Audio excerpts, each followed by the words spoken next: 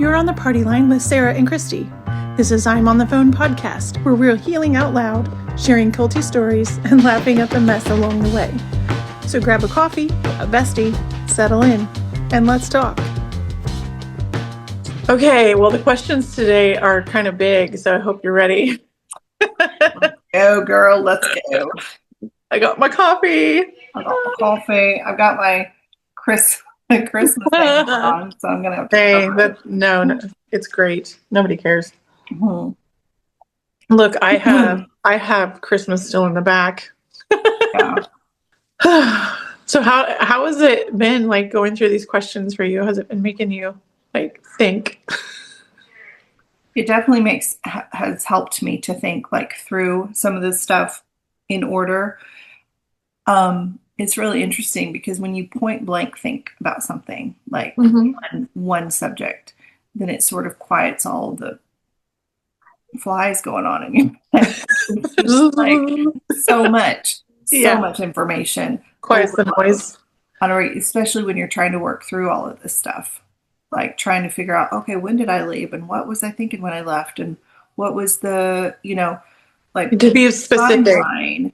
Yeah, timeline. And it feels like life began at that point for me. Yeah. It's kind of weird. It was almost like a whole entire eradication of it was an eradication of something and moving on to something new. And it was not a fun process at all. Like I didn't go into some people are just like, oh, she's being rebellious and she's, all this stuff. In fact, I just told somebody this the other day. I am not on this rebellious hiatus. Like, I'm not going out here thinking I'm going to have so much fun and I'm just going to throw everything away and I'm just going to, this was actually intentional steps forward. Mm-hmm. This was thought out quite a lengthy amount of time. This was not a last minute decision. Well, it took us like years to get to that decision. Years to just to get to the point where you walk away. Years. Yes. Of just extreme emotional, verbal, and sometimes physical abuse. Just complete. It's sad that it takes that to get you to that point. But I mean, it's just it's not just something that you can just flip a switch on. There's too many layers to it. Not at all. And like we'll continue to like uncover more as we come further and further away from it. It's really nice, Sarah, to be able to help someone not continue to procrastinate in leaving. I hope so. That is sort of like, that would be like a dream come true. I feel like for myself, I know it would be for you to actually through this channel, like help somebody not continue to sit where they're at. Yeah. To give them the courage to get up and walk away and the validation that it's okay to do so. You're not going to hell for doing that. Yeah. And even if you don't like come to the same like conclusion as we have, like around spirituality and religion, like still recognizing that where you're at is toxic and you do need to get out. Yeah. Like you don't have to do everything like we've done it, but you need to get out. Absolutely. Yeah. So, well, as we keep moving through these, the questions get deeper and deeper. So, yay. Yay. Oh my gosh. So there's kind of a section I'm like, I feel like we kind of already talked about it. So we like answered the question before it was asked, really. Like, what did fawning cost you? We've kind of gone over that because it cost us our autonomy, our identity, we had to disappear as a person in order to survive. Yeah. So it cost us our literal self. Right. Like we were a living sacrifice, which is ironic. Yeah, absolutely. Because that's what I've heard so many times. Oh, we need to be a living sacrifice, There's a song about it even. I know. And I'm like, that is so messed up. Yeah. in so many different ways, like just the verbiage or It's like the excuse me. antithesis of what it takes to survive as a human. Yeah, the verbiage around it is crazy. Oh, It is absolutely. Um, and then like, did we confuse being needed with being loved? Well, I mean, absolutely. absolutely. I mean, being needed was love. Hmm. Um, we've talked about how it showed up in marriage and friendship and church leadership. I think we've covered all that. Yeah. Um, and we covered when we realized we were disappearing. So kind of the next step is, now that we realize all that, we're aware, Hmm. then there's the pivot. So if I'm not the agreeable one, who am I?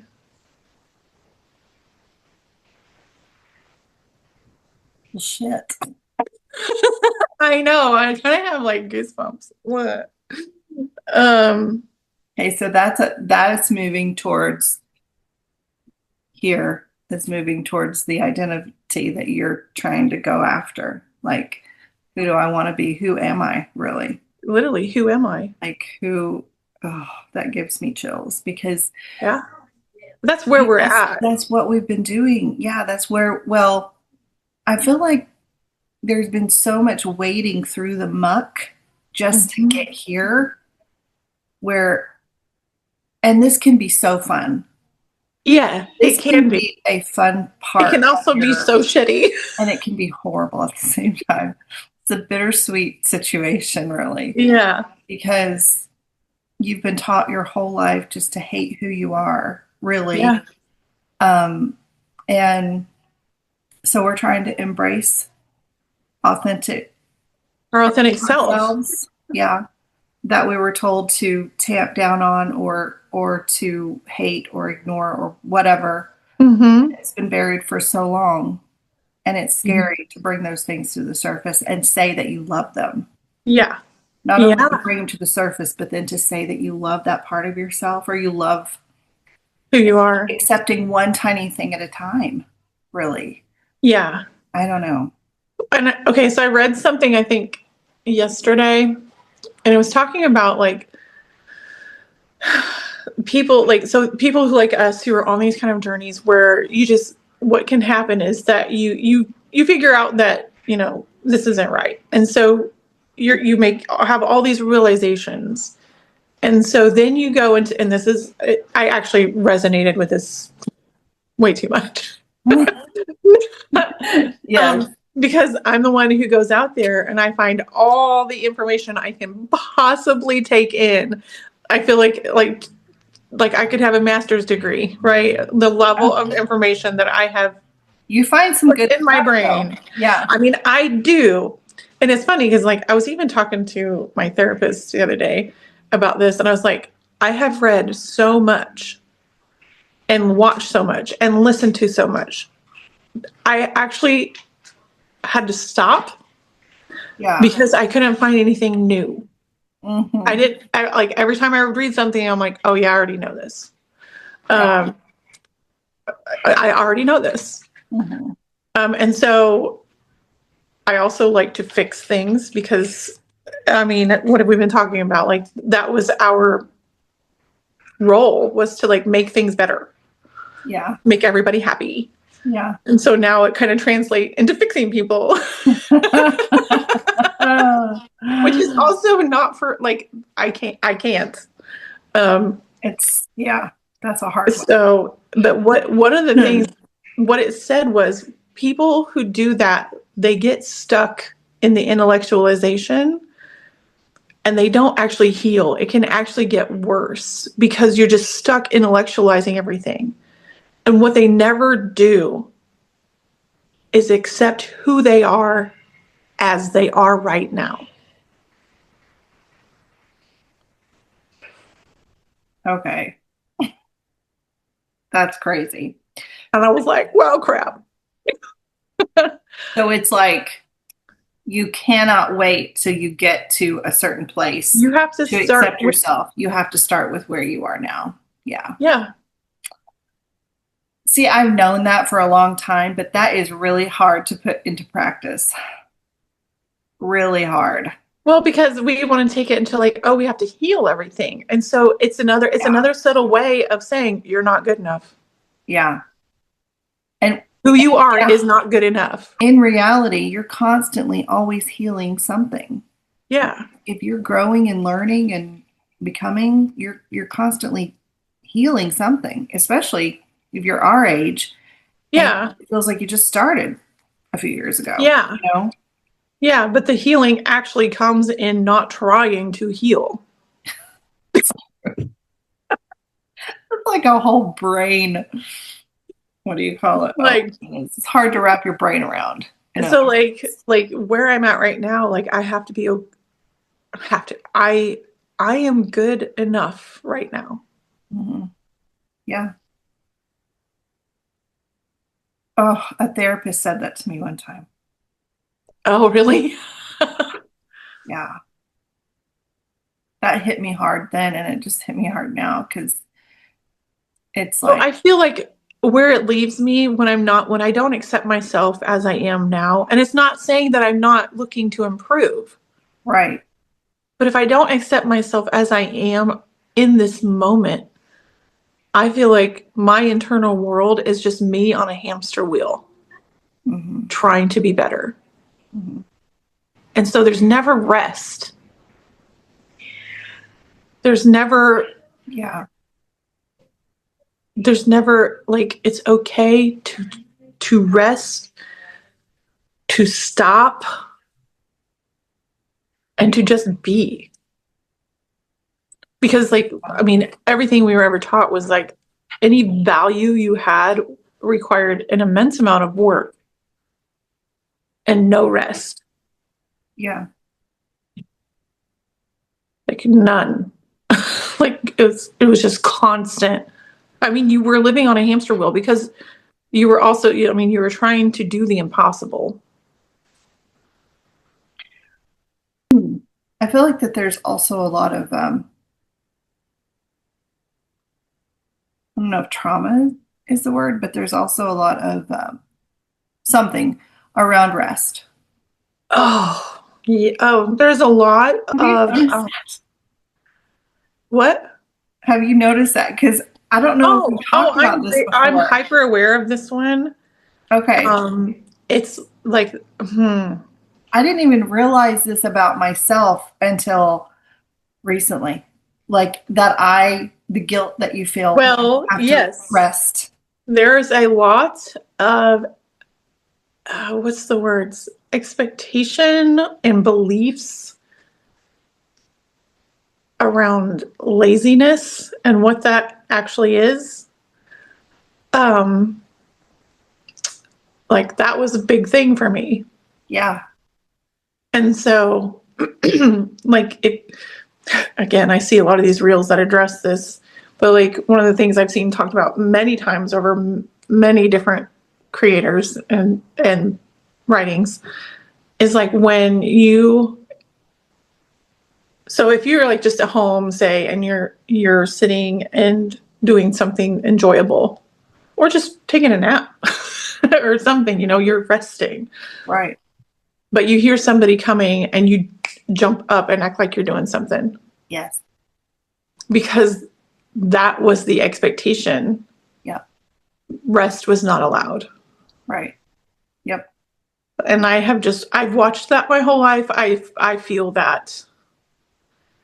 Um, yeah, I feel that one. Yeah. I do too. And I think that it was like from day one, I never used the word lazy towards my kids. And I didn't do it knowingly. I just did it subconsciously. Like I knew Mhm. that I didn't want to talk to them that way from day one. I didn't Yeah. want to tell them that they were being lazy if they didn't want to I pick actually something have up. never done, I don't think I have either. Probably not. It's almost like Mm. um, I was aware of the way I didn't want to talk to my kids the way I had been talked to. I didn't want to talk to my kids that way. Hmm. but I don't think I ever put it into like knowingly. I'm not going to Yeah. talk to my kids that way because, nothing like that. But I still to this day, when I have to lay down and take a nap, or, and I'm like full throttle on menopause here. And so like four Yes. o'clock in the afternoon, I completely shut down unless I'm just having to force myself to be out. But if I've been working all day, or if I haven't, if I've just been having to conversate with kids all day, I shut Exhausting. down. And so it like clockwork, most days, 4 o'clock in the afternoon, I have to lay Mhm. down and take like a 1 or 2 hour nap. And it's just Yeah. the way that it happens. And then I can go right back to bed at 9 or 10 o'clock that night and sleep all night long. Yeah. Um, and the guilt Well, that follows that is just can be suffocating. yeah. Especially when my kids are like, "Why do you have to lay down all the time?" But also, You know, like, when you come out of these types of environments, your body literally finally feels safe enough to rest. And it's super common for people on the other side of this to be almost like chronically fatigued. Um, I because totally like understand. it's almost like it's trying to catch up. Well, Sarah, I was chronically fatigued while there. Like Yeah. there, But you still weren't allowed to stop, were you? you just, well, and I would go and take my naps, but it was usually around right after having a baby. Like that was But that's not usually exhausting. yeah, that was usually my excuse, right? So, Yeah. um, but I still felt guilty. So like the whole thing around rest, maybe you didn't want to get off on this, No, it's but I saw a video the other day and you might have been the one to send it to me. I'm not sure. But I was just like, you have got to be kidding me. Because still, if my kids sleep until like 10, 11, noon on a Saturday morning or any morning, and I can't get them to really wake up and, I mhm. let them sleep. Yeah. For one, it is not a normal thing. If they have gone to bed at 10 o'clock at night and actually gone to sleep, for them to sleep past 9 or 10 o'clock the next morning is not normal unless they need the rest. Well, and And like most of the time, they're in like huge growth spurts right now too. they Like every are. time I see them, I'm like, holy crap, I think you just grew 3 inches. Exactly. They're eating constant. I mean, they do. My three youngest kids go through, well, but all four of them go through growth spurts just at different times, sometimes at the same time. And that's when our grocery bill is just crazy. But Yeah. and so yeah, they're going through like these growth spurts, but also they could be sick. I mean, most of the time, Yes. a lot of the time, that they're sleeping and sleeping is because then they'll wake up and they have a low grade fever, or they have their ears are hurting, or Ugh. they're stuffy, and I'm just like, you know, sleep is one of the best medicines and so I Yeah. have always let my kids sleep, always. And I try It's not to amazing, feel like how guilty much for we that. were not allowed to have a rest when it was what our body needed the most, Desperately, desperately needed. and Yeah, like, we still deprive ourselves of it. Like, all the time. And it's the world, right? I mean, if you have a job, a traditional job where you have to yeah. leave the home and go, I mean, obviously everybody has deadlines they have to keep and that Mhm. kind of thing. But and I know I'm teaching my kids totally different, even from you, from yours goes to school and they love school. Yeah, they would kill That's me if not it. I took them out. Mine can't stand it. And so we do not have a traditional school setting. I Yeah. homeschool. We we don't fly by the seat of our pants on school because Yeah. if I did, school would never get done. So Right. if there's any structure in my life, it's on homeschool. That's it. Yeah, I but it have forces you no, to it kind of it has forced me to keep some it structure. forces the structure elsewhere by having that one. Right. It will And they dictate the know, rest of your day, right. But they no longer hate school. They no longer have to get up at the crack of dawn to which go to is so school. awesome. They no longer have to, they actually don't, they do enjoy the curriculum So it's like, um, I'm allowed to let my kids sleep, you know. Yeah. I don't judge any parent for having to help us wake their kids up. Yeah. But there is so much around rest, Sarah, that is just, Yes. I just had no idea.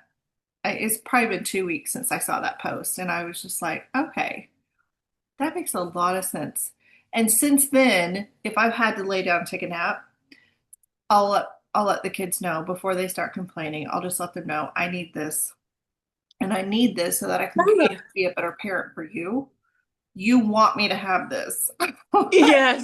You want me to go lay down. Well, but you have to Uh, model listening to your body so that they learn to listen to theirs. Absolutely. Like, and I Yeah. think even making that like an actual conversation, be like, when you notice this, when you notice that you're getting cranky or you're feeling sick, or like, you start with like the very core questions of what our body needs to function. Right. Generally speaking, it's sleep and food, Right. like, and water, probably in there. Yeah. But some sort of like water or hydration and food. You need fuel. Your body just Yeah. needs fuel, and it Absolutely. needs fuel through food, and it needs fuel through sleep. Hmm. Yeah. And if those two things are off, you're A not lot going of to be things are off. functioning the way that you're meant to. Right.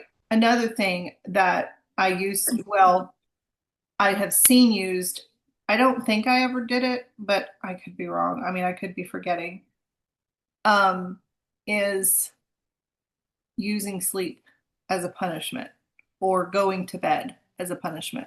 Oh, So, like parents send their kids to bed go to bed. early Go to as your room. Go to bed. punishment. Yes. Yes. And that's Oh, another thing. that makes. It makes so much sense because so what I've done with, okay, even after that, I don't remember if I've ever done that, Sarah, but I mean, I could have. I'd have to ask my kids. Has this ever been? Well, I don't remember ever doing it, but I have, I do remember saying, you're tired and you're not feeling well. I can tell. Do you want to go lay down with me? And I will go lay down with them, and they always want to do that. yeah. It's almost like this is what your Well, body needs, so let's go but do it's it. also offering connection. Oh, that Yes. was the third thing. You need food or like fuel for your Oh, body. You makes need so rest much and you sense. need connection. That makes so much sense. Yeah, it makes so much sense, especially if you Like have if they children. You see it yes. in them. They desperately need connection. Well, okay, so wow, all the things are coming together in Yeah, my brain. yeah, But so like for us, our experience growing up, and it's the experience of many, many, many people, like not just cult people, but like absolutely. our society, the Right. American culture. Um, Children misbehaving was always viewed as like some sort of rebellion, just being, bad, talking back or being sassy, having a bad attitude, blah, blah, blah, blah, blah. When what all those behaviors from children are expressing that they need one of those three things or a combination, Hmm. that they need sleep or food or connection or all three or just Right. one. Right. And so, like, instead of being like, you're such a bad kid, blah, blah, blah, Yeah. like, be like, hey, like, just offer them a snack. Don't even ask. Like, hey, do you want this snack? Or just sit down with them and start talking to if they're in a place where they can sit with you. Because if you're that dysregulated, sometimes being with a parent and sitting with them is the last thing that they actually want. You have to like get them their system online again, Oh, like absolutely. with a snack or some rest, and then you can talk and connect. Yeah. Yeah. And I need to remember that with one Same. in particular. Um, Yeah. it's so hard when your child does not even operate as like a normal person would. So those needs become even more intense. Hmm.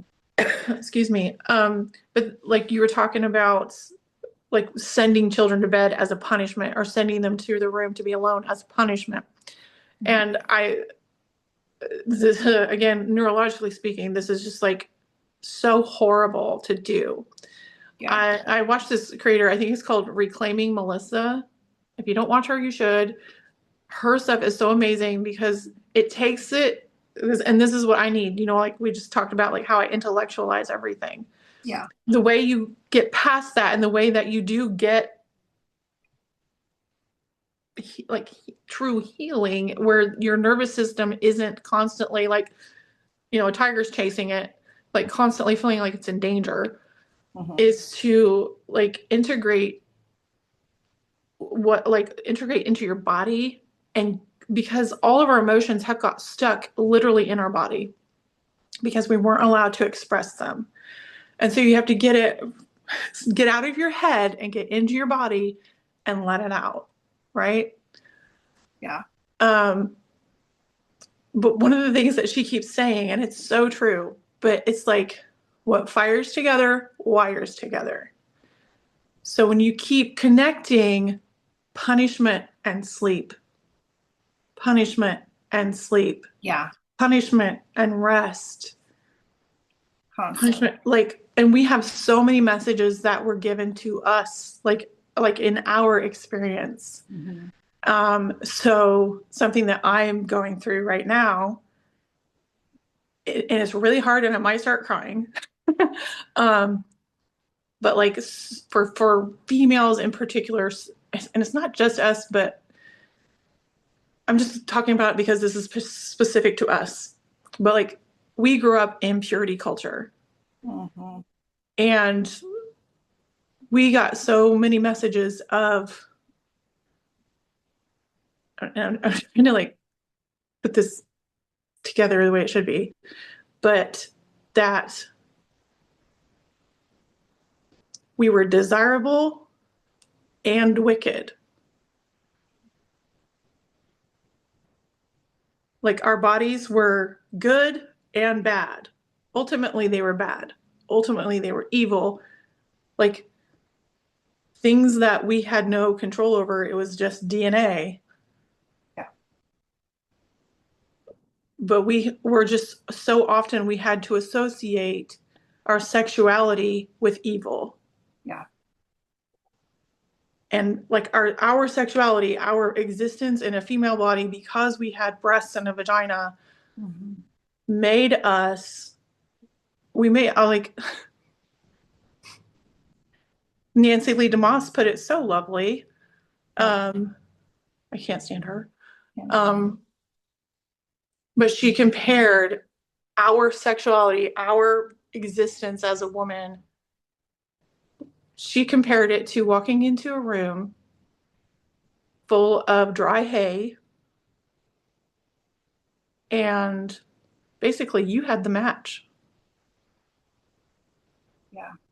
She weaponized, well, Like she weaponized our own sexuality and placed all of men's inability to self-control and to see us as anything but boobs and vagina hmm on us. hmm yeah, Like, definitely fed into that narrative, the pure oh, she fed that culture, one hard.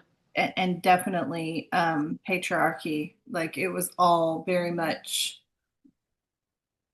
yeah, I can't stand her. And she's not the only one that weaponized our Mhm. bodies. I mean, it was All of them. obviously, it was She was actually, it was she just, was a big one though. she was a big one. I went to what was that conference they do? It was like every Oh, year or something I know in what you're talking about. Minneapolis. I went to that and just gag. Yeah, I Yeah. think about going to that one year, and I thought all of the crap that I ingested there. It just, anyway, I mean, pretty that culture that really gets me, where especially that with came my, from is Does God Care What I Wear, which was like part of a radio series that she had on her broadcast. And really, then, oh my goodness, I didn't know that. yeah, it was part of Wow. our curriculum at our Bible college. That doesn't surprise me, but it's the first Oh, time I've heard it. Well, her books are very widely like Bible study used. and Yeah. in I ended and up teaching that. Does God care what I wear? I ended up teaching that as a Sunday school class.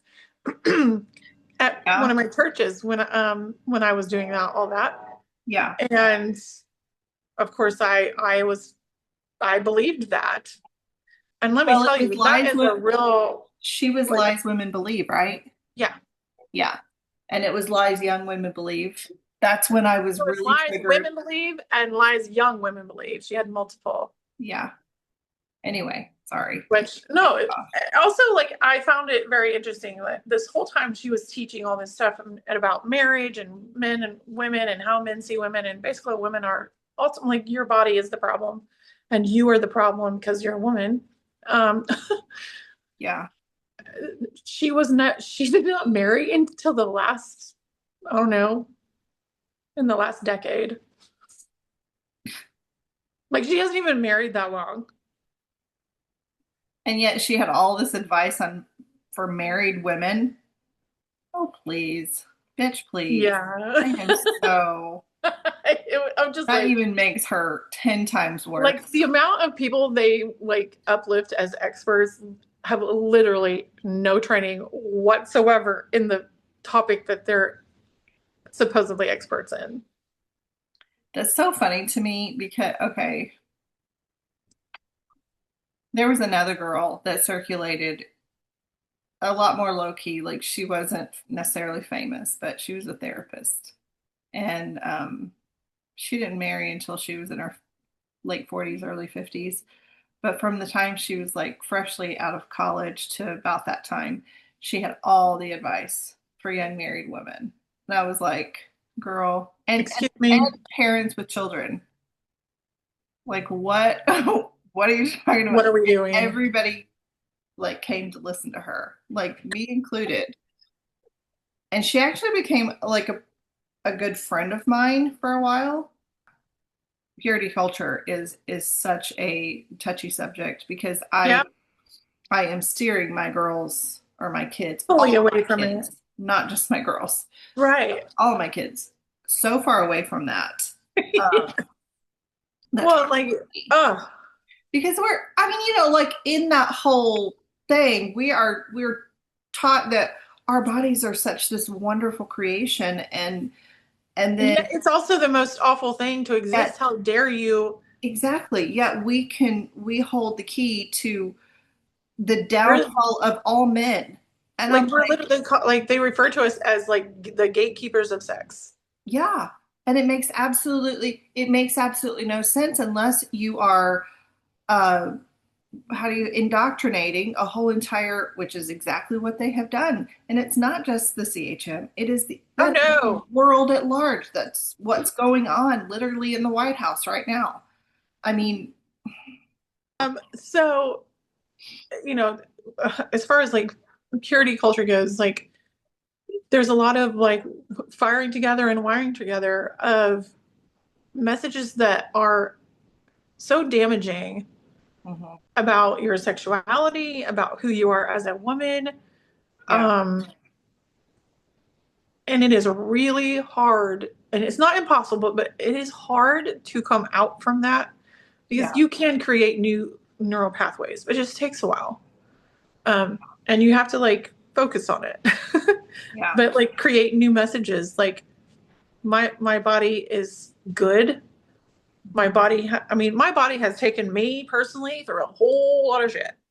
yeah, Like we have survived together. right. Oh, um absolutely. and so like I think one of the ways that it's easier for me to learn appreciation for my body is when I don't necessarily think about it primarily sexually, even though I do have to go there. Mhm, But in order for me to go there, I have to start with like the things we've endured, like yeah, car accidents, yeah, like illnesses, mhm. pregnancies, um, That's a big one. I mean, just living life and all the things that me and this have been through. Yeah. And it has literally held me up Mhm. and got me through it And well. still holding you up. And it's still holding me up. It's still, it is such a it is so important to like go through your history to what happened. Mm-hmm. I mean, like over the course of a really short period of time, Sarah. Yeah. Like a really short period of time. You think about 20 years. Yeah, it's insane. I'm looking for something really quick. I think I'm gonna share. Um, So a really short period of time. 20 years is really not that long. To have had 4 kids, to have gone through multiple car accidents, to have undergone the emotional uh what you've gone through over the past 4 or 5 years. yeah, And even before the last 10, the last 20, just even in the midst of having your kids, everything you've discovered, all the research, all the mental work, everything, and then get to where you are right now. Um, Even myself, it's huge that we're still here. yeah. I mean, share what you're going to share. Okay, yeah, well, okay, so I found this. I wrote this quite a while back. No, once Have more. you read it to me before? No, I have not. Oh, I'm excited. It's titled I Am Human. So I'm just gonna read it. Oh, maybe I need tissues. You might. I might too. So it says, I am human. I am not fat. I carry some weight. The weight of the world, it feels sometimes. My body is a battlefield of wars waged, the eyes of others launching their missiles. It's easier to peel away the layers of trauma that are on the outermost parts. It's when they get closer that you have to allow yourself to see the truth of what's closest to you, the stuff that breaks you the most. When the tears and the anger for what's been lost can't stay below the surface anymore. For the grief of when you figure out your true self has been hidden and masked in order to stay in toxicity that felt safe. Freedom feels so close and so far. There's another battle ahead that will win the war for your sanity or be lost forever to live as a shadow. Not all ghosts are dead.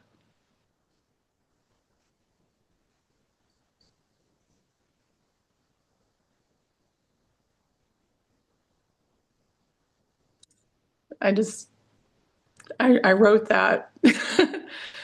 um, just trying to put into words like where I was. That is so, oh my God.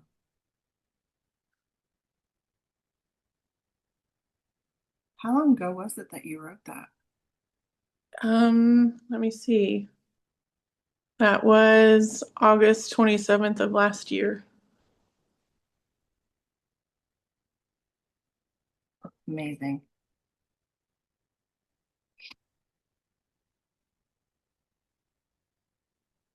It's just, I mean, it's just thoughts, like how I feel, especially around my body. You're so much like my oldest daughter. She randomly writes those kinds of things. It's like it's powerful. Do you journal Yeah, about that? it's occasional. Oh, Sarah. Sometimes like I do feel like I should do more. Yeah. But I just have to be in a specific headspace to put it out that way. I could And write. it's oftentimes when it's the most painful that I do that. Yeah. You started a book though. I have Like started a that. book. I haven't done anything with it for a while, partly because my computer got destroyed and I need a new one. Oh, Yeah. you still So, have it though? The first yeah. part? Okay. Yeah, I still have it. Okay. That's But great, Sarah. occasionally I'll write something like that. Occasionally I'll write a poem. Mhm. But That's I wrote cool. one I wrote one for Mark. Recently? Yeah, for Valentine's Day. Let me just find it. I It's like this one. hard. Well, Hard. Gorgeous. but here's some, I mean, I don't mind sharing it actually. Maybe I'll decide when not. I keep it in the podcast, but I think you should sell it. I mean, not that one particularly, but I think you should start a business. we'll That's see. just my opinion. Well, Anyway, so I think that this shows growth because, like, obviously, my husband and I have both come up in this. right. And to be honest, these environments destroy people and they destroy marriages. Absolutely. And we have been through some deep shit. Absolutely. Yeah. You And have. so, like, this was what, and I've never done this for him. So it was a surprise. Oh, good. So, this is the poem I wrote for him for Valentine's Day. And it's called Our Love is Evergreen. It says, Our love is evergreen, standing strong, rooted deep, resilient and resolved.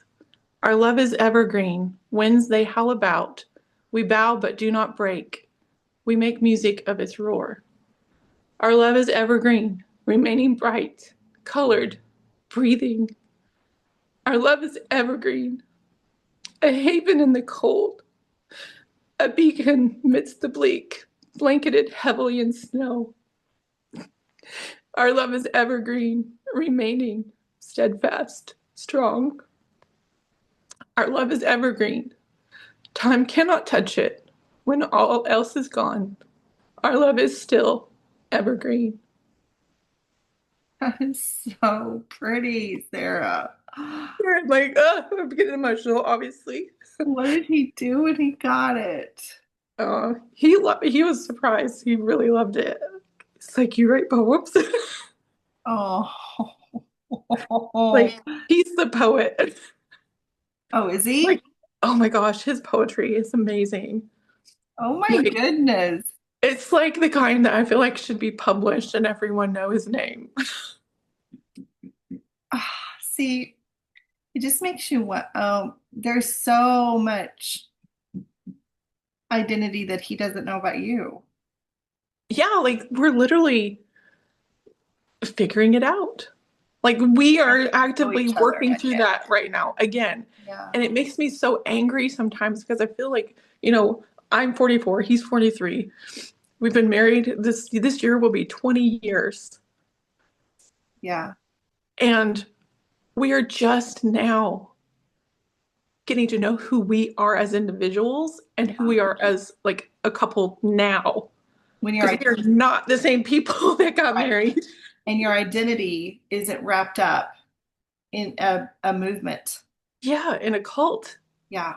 Like in a cult that just gives you the most toxic messages you could possibly have for a couple. Mhm. And like finding who are we now? Right. That's crazy. So it's been, I mean, I'm not saying it's been hard, but Absolutely. it's also been like so amazing at the same time Yeah. because like this kind of work is so deep. Like it, Yeah. I mean, it hits you. I mean, it literally is hitting you at your core because you got to find your core. Right. And what is so amazing to me about the two of you is that you walked away together. Yeah. And when you walked away from family, Yeah.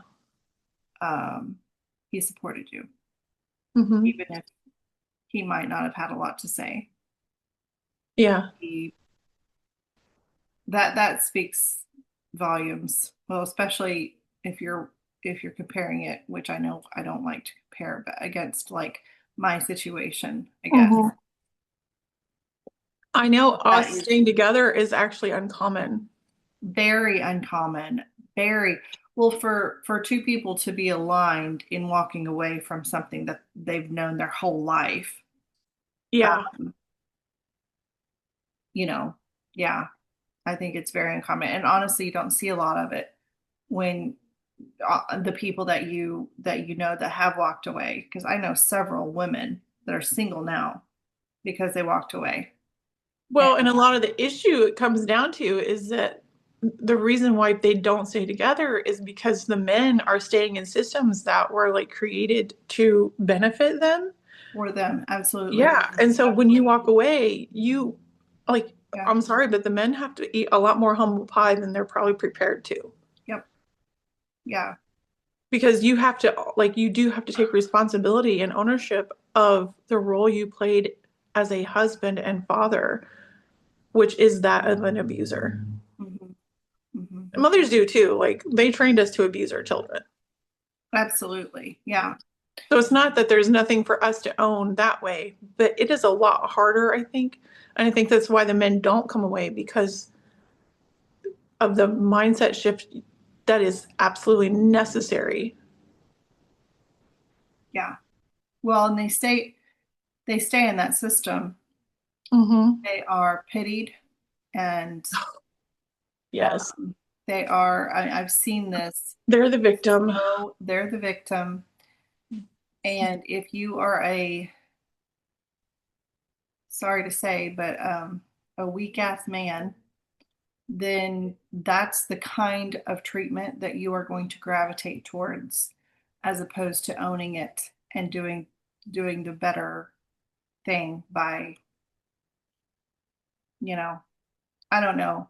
I don't know. In my situation, I feel like that there was no, like, my identity was so far buried that this Well, you're didn't know women what aren't to viewed do. as people. No. Mm-mm. They're property. Yeah, I used to I used to breed dogs, right? Had a Mm-hmm. business. And I remember thinking one time, this actually, I've never told you about this. I don't think, anyway, unless I I don't think so. remember.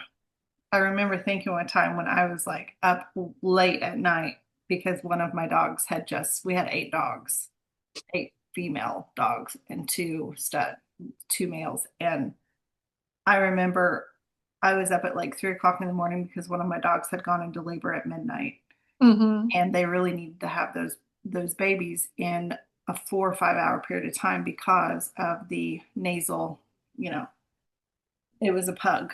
They were pugs.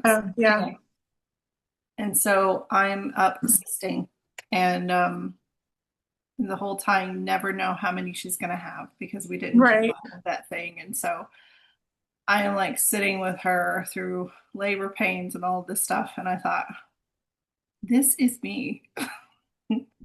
I am quite literally a broodmare Yeah.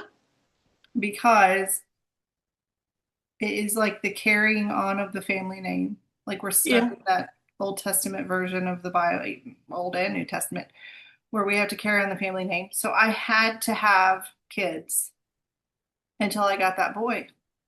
Like that was in my head. That was in my head that I had to have. And I had 3 girls first before I finally had a boy.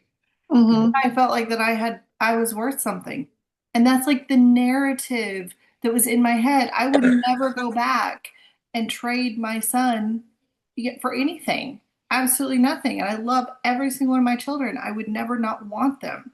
Right. But it's like the whole time my worth was tied up in how many kids can I have And whether or not they're a boy or and girl. whether or not what the gender was.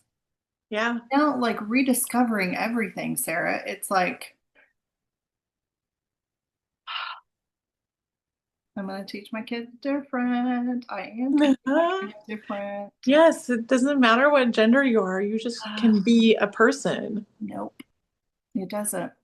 But going back to the poems and stuff like that, absolutely gorgeous. I feel like I waylaid, like we went way off. No. Um, it, Well, okay. So, like, one of the next questions is what emotions were hardest to feel once you stopped fawning?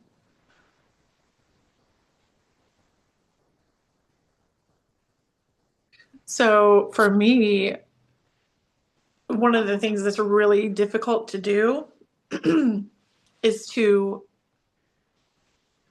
stop feeling responsible for other people's emotions and reactions.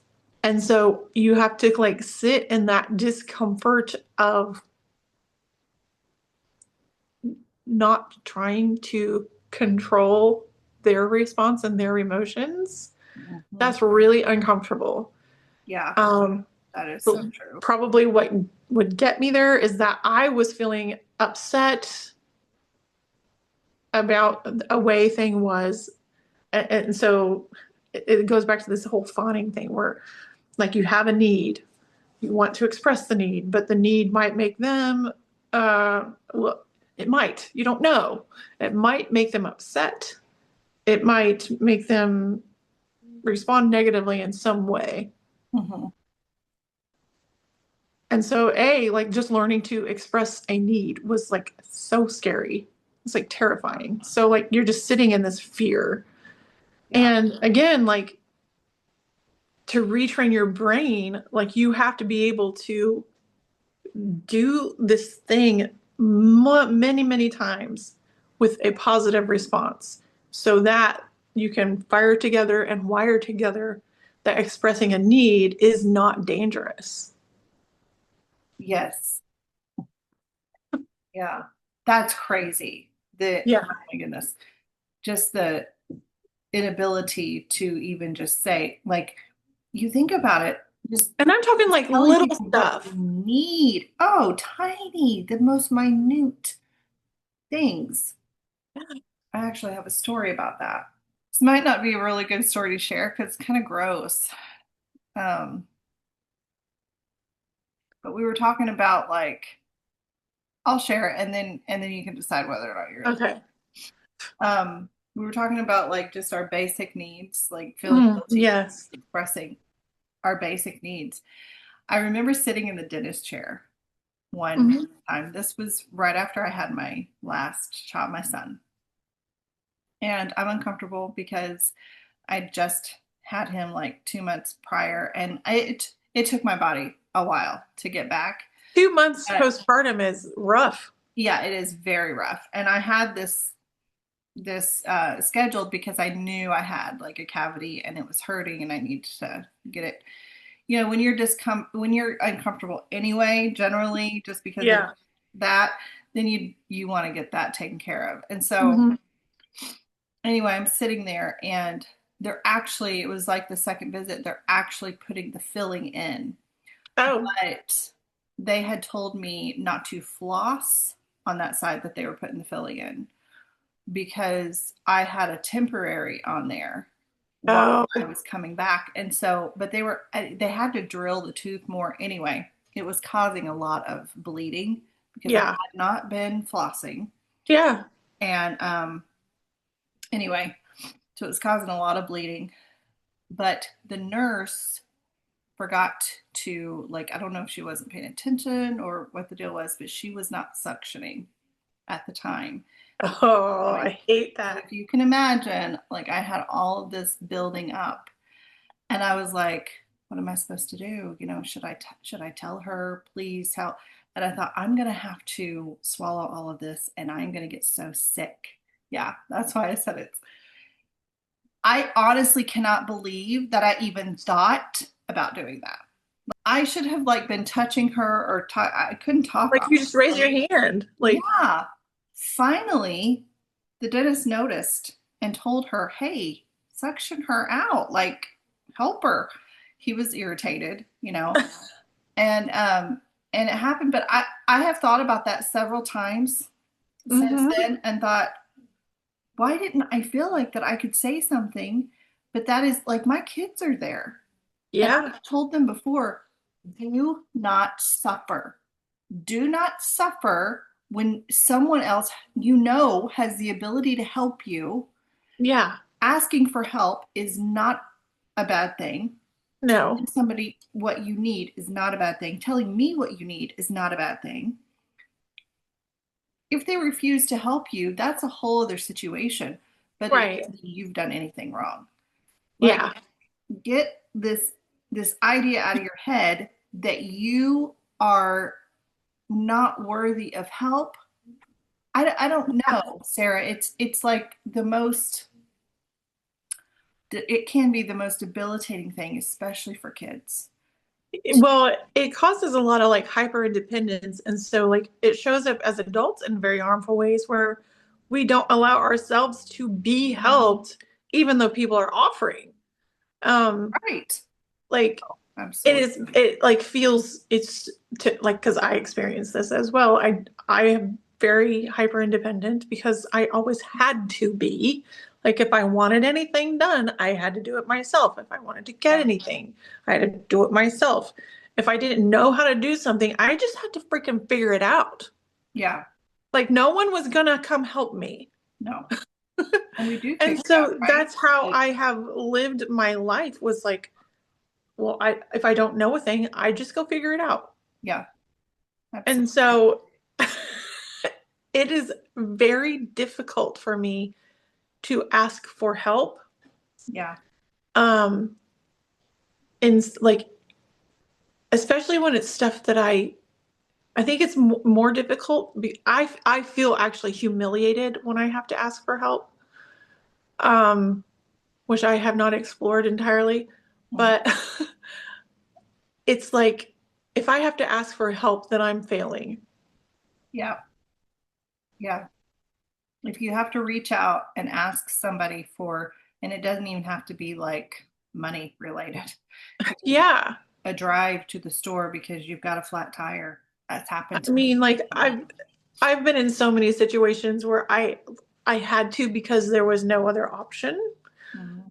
And it's like seared in my brain. Yeah. As I mean, like, I just felt such mortification. Mhm. Um and especially if it's around money, that is particularly hard. Um and it also depends on who the person is. Like, that's the other thing. If you have friends who are genuinely your friend, Yeah. and you don't, like, you know that there is safety with them, like, you know you're not going to be judged or looked at as lazy or as a failure because you need help and can't figure out a particular thing or don't have the resources for a particular thing. They're not going to look at you like, well, duh, why haven't you figured that out? Why don't you know that? Why don't you have the money for that? Like, that kind of judgment. Yeah. um Absolutely. I can ask for help from those people, but I think I know maybe two, maybe. Yeah. There's not, there's And just not a because I lot. know them, it doesn't mean that they have the resources to help. You're right. But non-judgment goes a long way, doesn't it? I mean, Yeah. there, yeah, very well. I know one on my side, which is you. Yeah. that I mean, you're like that literally like probably one. that we My would help husband would without. be a second, but outside of you two, Yeah, I can think of a one couple who I have asked for help, and it was very hard to do. But they also made it, they were not judgmental, and they made it clear that they did not feel that way. yeah, yeah. It's. I mean, it shouldn't be that hard to come by people that way. I don't. Yeah. It shouldn't be that hard, but it But is. I mean, I just, the narrative is already in my head around people who ask for help, because, like, think about like how the church treated people who needed help. Exactly. Hmm. Like, like that formula thing that happened or was viral not too long ago. That lady who was calling churches asking for one can of formula. And some of the classic answers that I know our churches did was like, well, you have to be a member or attend here, or you have to at least come to a service.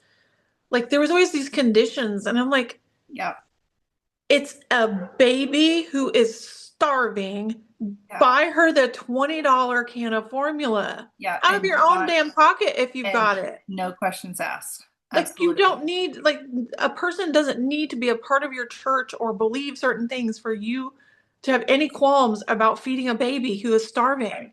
Absolutely.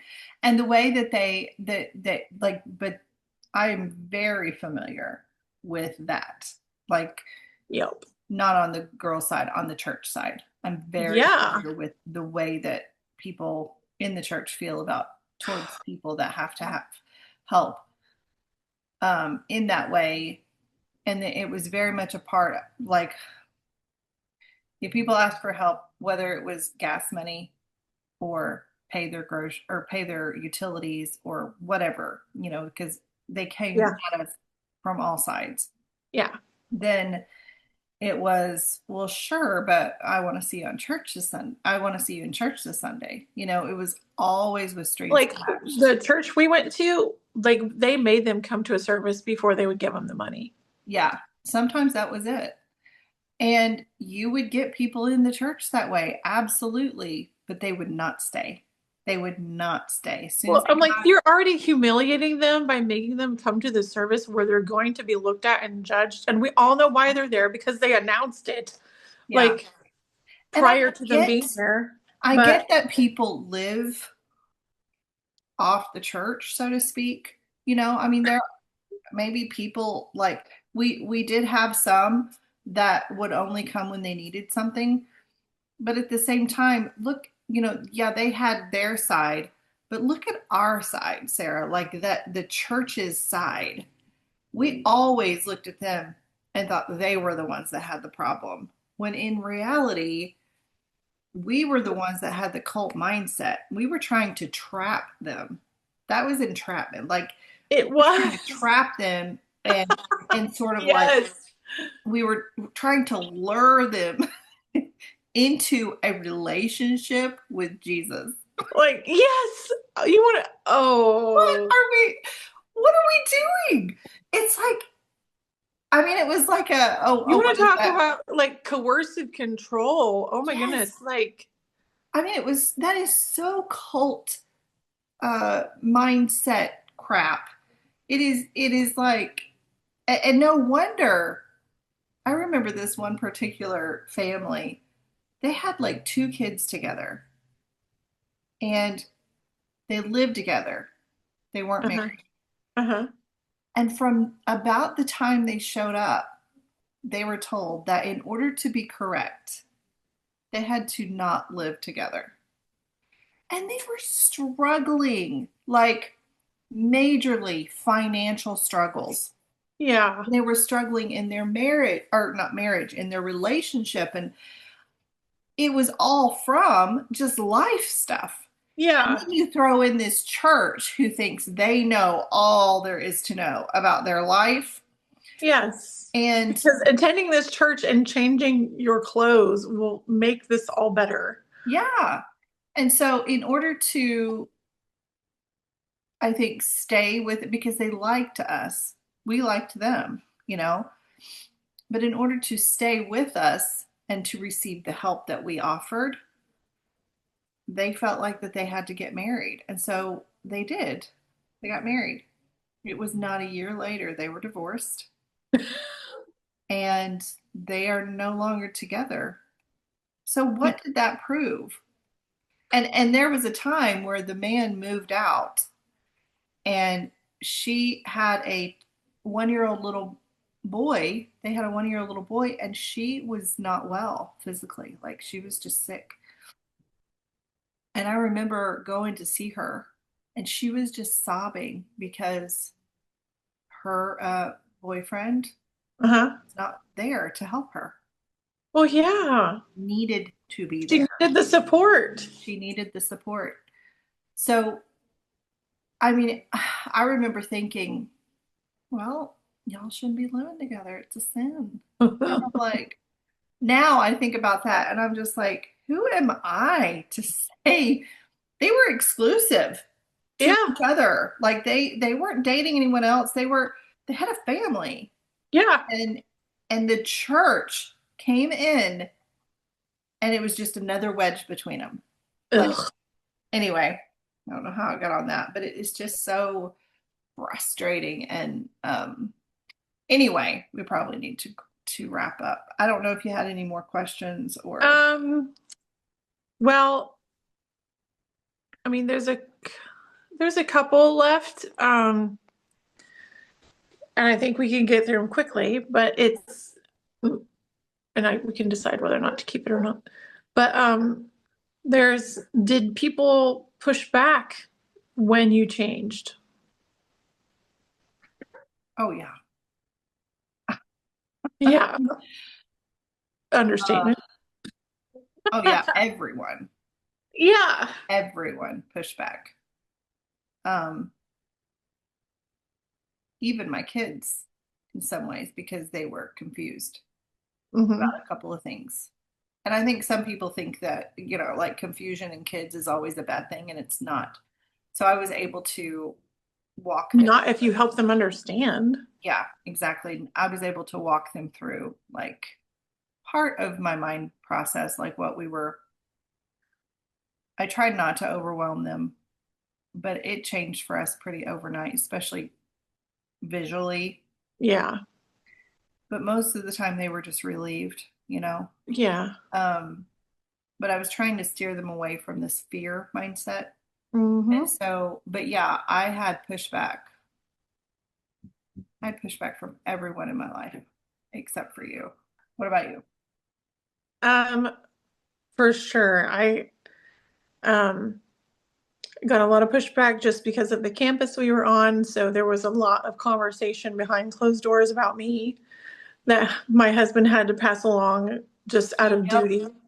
Oh my goodness. And he did not expect me to change. He was just saying what he had to say that he had said it.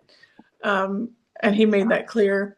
And then, excuse me, I never, on the religious side of things, this part never actually even had the opportunity to come up with my family, um, because I had stopped fawning to them Hmm. and made that clear that I literally, all I said was I wasn't going to pretend anymore. Like things weren't happening that were so inappropriate. Absolutely. Um, and when I said that, oh, the pushback was huge. In fact, that was actually the last time I heard from my mom. Um, and like the texts that she sent were just absolutely vile. Yeah. And it was at that point that they abandoned me. Hmm. So they, uh,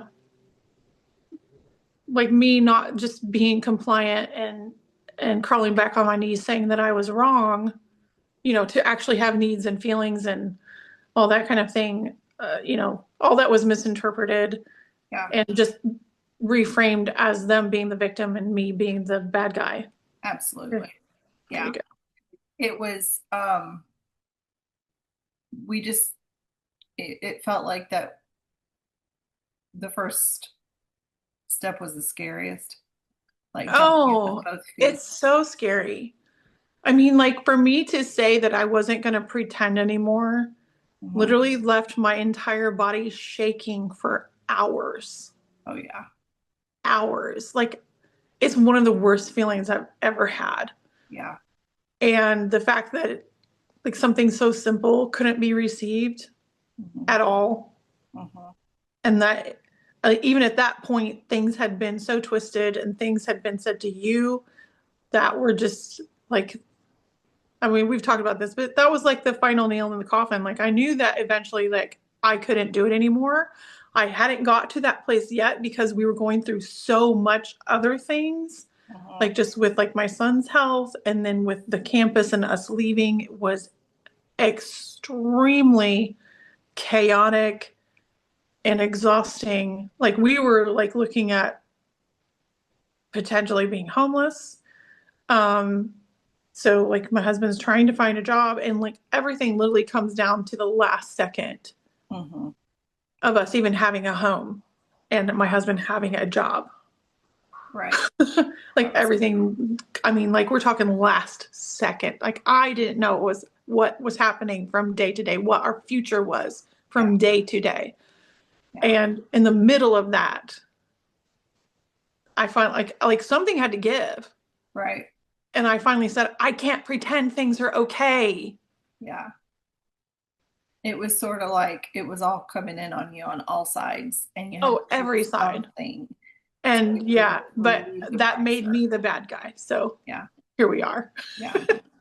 Um, And I think we've talked it's about this before is like the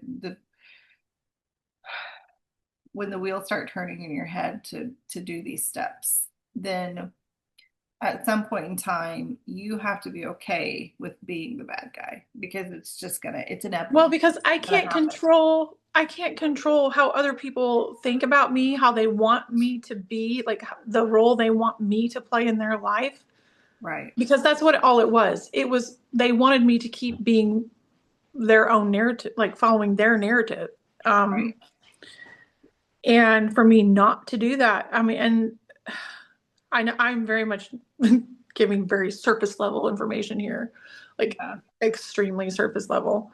But the stuff that was happening, that I couldn't. It was big. It was very big to me. It I was big. Yeah, they were really big, and the way that those things got twisted into me being the problem, it was crazy. It was just so crazy, and it was in the midst of like one of the worst points of my life. Hmm. Hmm. And so, but the concern was always about them and not what I was actually going through. Yeah, I remember that time what you well, I remember where I was and I remember where I was when you were going through that. And I remember Yeah. you and I both talking about the worst part of the whole situation was just not knowing what your home situation was going to be like, not knowing Yeah. if you were going to have a roof over you and your kids' heads Yes. um, after leaving such an abusive situation and literally being pushed out on the street. That's exactly what they did. They just pushed you guys out onto the street, Oh, basically, they did. without And we knowing. ended up having to like move twice because they wouldn't let us stay for 2 more weeks in a house that is still not occupied, by the way. Is it Um, not? Oh my god. two and a half Well, years later, because it's it not needs to be occupied. torn down.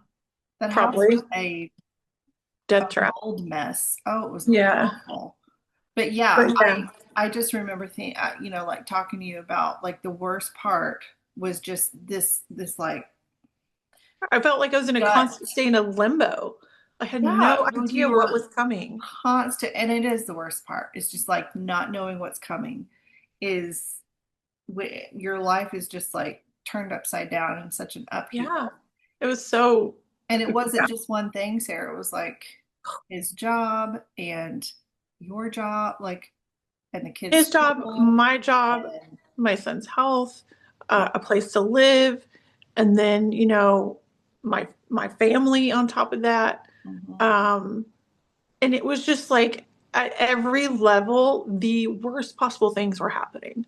mhm, yeah, The worst. yeah. I remember So yeah, I very still haven't clearly. like got through all of that. Uh, and that's when you really started.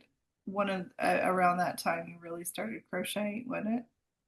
It wasn't too much longer after that. I think we'd been here, I think maybe a year. Okay. Yeah. But I started And crocheting. when you took off on your crocheting, like, oh my goodness, you just like a natural. I don't even know. I don't even know. I can't even. Well, it was just something that calmed me down. Yeah. Well, you were able to just sit and do something productive, like you were Yeah. creating something, and then Yeah. which both of you and I both were creators. We have to Yeah. do something like that. And then on top of that, you were able to do something calming, listen to a Yeah. podcast or a book or watch a movie or, which Yeah. is such a coping mechanism. Oh, it was a massive I have to have like a movie. Okay, we need to wrap up. So Yes. anyway, Anyways, in well, it's been closing, interesting today. So, it has. It's been longer than the last ones have been, but it's been good. well, with that first one, we talked a lot. It was only We a few talked minutes a lot. But anyways, well, once again, thanks for chatting, as we so love to do. But Joining us. yes, thanks for listening, everybody. Don't forget to like, share, and subscribe if you enjoy our content. It only takes like a millisecond to do. So Please do so. yes, we will see you next week, continuing on in this series. We're getting close to the end, actually. But, oh, my cat is deciding to join us today. Hello. Oh, anyways, I gotta go feed her. But we will see you all next week. So thank you so much for joining. Bye. You've been listening on the party line to I'm on the Phone podcast with Sarah and Christy. Join us again next week for more stories about our pre, post, and mid-culty life. Thanks for listening.